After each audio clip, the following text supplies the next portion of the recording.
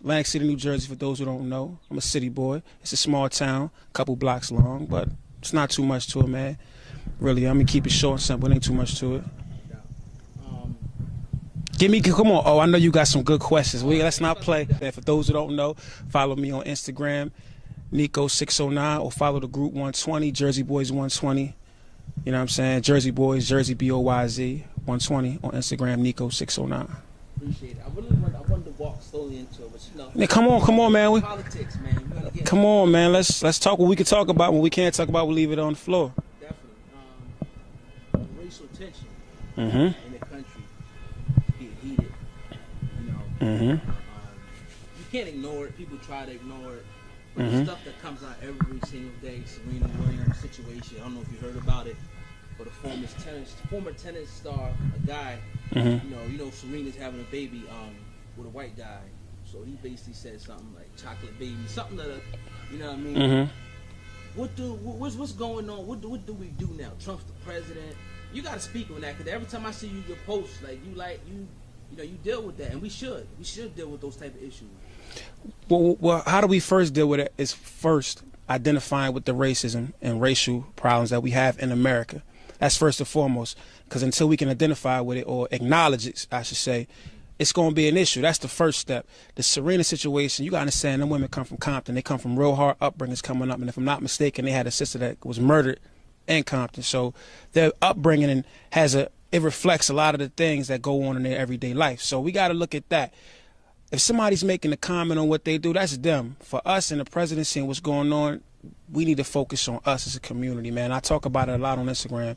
We as a people, as a community, as a culture, we need to, lock in together and support one another and grow together. And then when it gets to the politics, bro, we need to really focus on local officials, your wards, different things like that, your mayors, your governors. We need to focus on them things before we start screaming about what the presidency can do and what the presidency is about. Well, this is what I say, the local. Yeah. It's good to start there, like in Atlantic City. We know that. I seen one report, like they got the worst, they got the most complaints out of any police department in New Jersey. You know what I mean? Talking about Newark, you got Trenton, very bigger cities. You know what I mean? So you got a lot of corruption going on. But what are the people really doing? You know what I mean? The cities in shambles. And I'm not trying to paint this bleak, you know what I mean, picture, but it is. Dig it. Jobs is leaving the city. You know what I'm saying? The crime rate's up. I just myself got pulled over in Pleasantville like twice. They talking about suspecting me or some shit. I don't get down like that. So what do we do? Because it goes back. It's a racial issue. We can't really get around it. What we have to do first is police our own neighborhoods and police the police, if that makes any sense. Policing the police cuts down on a lot of the injustice that happens when a brother or sister may get pulled over. You know what I'm saying? It's cool to throw your phone up, but it's also throw your phone up and jot some things down. And if you're throwing your phone up to record and you're not showing it to the proper authorities or the proper people to look, this is what's happening. This is the injustice. That's things that are going on. You have issues, man. That's where the issues stem from. We're not policing ourselves. We depend on the people that basically want to, hold us down and lock us in. We depending on them to police us, and they don't understand. Half of them don't come from, majority of them don't come from the community, so they're not going to be able to understand the community. So that's how you got to lock in on it. Like I said before, that goes back to what I said before. We have to lock in with one another, talk to one another, and when they have these, what are they called? Monthly meetings, every city, the council meetings, different things like that. We need to be a part of it. You need to go there and voice your opinion on what's going on in your community, in your world. Here's what I say to it. I'm gonna offer a little bit of resistance on it. I don't think it's gonna be that easy. As far as like the police brutality, and because they not gonna let you. You gotta look back. You talk about the Panthers and stuff like that. This is when we tried to police our community. Because remember the Panthers, Nation of Islam, it was making sure women got home. They had breakfast programs. They was trying to do good for the community. Even a lot of the gangs started like that. Even your organization you with, I'm sure y'all trying to do good for the community, brotherhood and stuff like that. These types of things and stuff that's targeted. They try to tear this. They try to tear apart black community. They do, not try. They tore apart black community. So, that it sounds real good, and I feel you where you're coming from. But it's just like every time something started, they come in and destroy it. I'm gonna tell you. We destroy it too, but No, we're not going. I mean, hate is something that's taught. So in order for us as a people to have hate, we had to have first been taught it, and that goes back to something, you know, way back, our ancestors and things like that. I'm not going to go too far into that and be too deep. That we say that for another conversation. But to answer that question, bro, it's not going to be easy, and it's not going to be something that's during our generation possibly.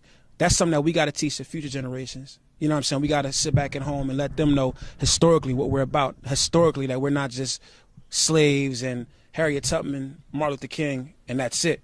We got to start from there. We got to start, you know, teaching these kids about different things and showing them what it's about and what it is to be good. That's why my club, Blackout Soldiers, and the Burning Aces, and a lot of other clubs in the area, we go out at least once a month and feed the homeless, give out clothes. You know what I'm saying? And I'm not saying that we're rich by no means, but we do that. And I think it's a start. And if we start, we show kids that there is a better way, that's how you can pretty much begin the conversation and begin to get people to go into these politicians and go into these different things like that. Yeah, definitely, bro. I definitely agree with you on that. Shifting to the music. Yeah. I mean, we got to talk about the music. What do you think about the state of hip hop as it stands right now? You got a lot of good rappers with a lot of good messages. And all that, but you got this whole other side of hip hop that seems like it's the biggest, that sells the most, that most of our people are influenced by. You know what I mean? You know, the message that's being put out now is almost a effeminization. You got with your boy. This also I want to ask you about too. Your boy Tay Diggs throwing the dress on, like Madonna. What's going on in the hip hop industry? Are they trying to turn us into homos or effeminate black males? So let me ask you this: when you go to any urban community, do you see us acting like that? You may see a couple young kids with the little extra tight jeans on and things like that, right?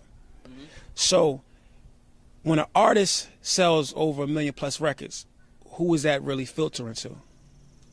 Who is what demographic or audience is that attacking? So ask yourself that, one.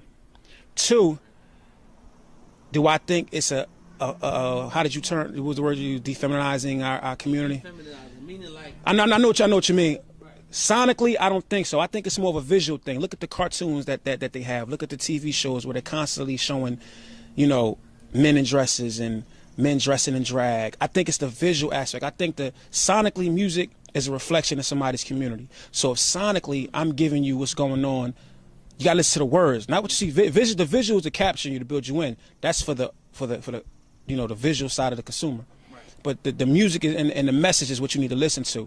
Because when we came up in, you know, the 90s and 2000s, late 90s, 2000s, the music, you know, you had your 50 Cents. He was talking about woo woo woo. But if you got the overall body of work, the popular records, he's talking about bitches, hoes, and all this other stuff. And when you listen to the music, he actually has something behind it, some substance. So it's the same thing. I think music is in a good space. I think it's not recouping. Hip hop is not recouping financially what it should be or what it could be. But you know, you take the good with the bad. Everything has a season. I think this is a season for this, and it's a matter of time for that season to come back around for quality over quantity. Because that's what we're in right now. We over the quality, we over quantity, we on quantity, mass. Everything is fat. You know what I'm saying? Everything that we do today is hot. Today is not. So that's where we at. So musically, it's in a good space, man. And I think, you know, there is a plot and plan for certain artists. You know, I'm not gonna do the whole name calling shit, but it's a plot and a plan to make certain men feminine. You know what I'm saying? To perpetuate and have it look like this shit's cool when it's really not. You know what I'm saying? To each its own, but it's really not. You know, like having little boys, you're not giving them a choice. Little boys out here, you see kids out here looking crazy, dressing. You know what I'm saying? We're not giving our kids a choice, man. And I think that's what's fucked up, really. Talk about you know, we have a whole history of our kids coming up with single parent households. So talk about the importance of having a father in a household, and that also being one of the factors why, because you can watch the hip hop. Like, cause white kids are watching the hip hop and all that a lot. Their parents ain't really letting them. They got examples of lawyers, doctors. All we see is niggas with their pants down with gold chains on, you know, talking shit as our role models. We don't really have the doctors and the lawyers. So talk about the importance of having a male role model in a household for these inner city youth. The importance, that sounds like it's two questions, John, about the pants down and all that, the community. So I'm answering in two ways. The first way is the reason why we don't have these influences or these role models is because it's not given to us. At one point, we had most kids coming up, they either wanted to be an officer, they wanted to be a doctor. When you watch it on TV, you don't see too many cats being doctors or lawyers, you see them being gangsters. And if you're looking at somebody that's a reflection of you and your neighbor's doing the same thing, you're like, damn, I can get this over here. I want to be a rapper, I want to be a singer. You don't see kids too often saying they want to be cops and things like that anymore because of what's going on. So to answer that first question, excuse me, we have to understand that what we put out there and what we do, kids are watching. We need these kids out here to genuinely see this. And it has to be taught in school and in the household. And to the second question about having a male figure in the household, like, look, you can have a male figure, but if he's not a positive influence, no matter what, if he's not educating himself or educating his family, it's not going to mean anything. It's important to have that, especially in the black household. But and this goes into the white households. Nah, it's to the black households. If you don't have any reflection of positivity, you know what I'm saying? If you're constantly seeing negativity, if your mom is on drugs, your dad's on drugs, that home ain't happy, man. You're breeding and bringing up other kids that's reckless, and you're keeping a pattern going.